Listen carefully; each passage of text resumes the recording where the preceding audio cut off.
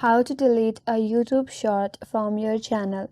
Hi everyone, this is Kate and welcome back to another video, and on today's tutorial we will see how we can delete YouTube short from your channel. So without further delay, let's get started. So for that, open up YouTube application and make sure that you're logged in with your account. So once you're here, tap on the profile icon from the bottom right corner that says you. So once you're here, tap on a view channel option next to your profile name.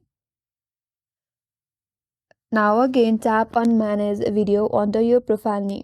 Now tap on shorts.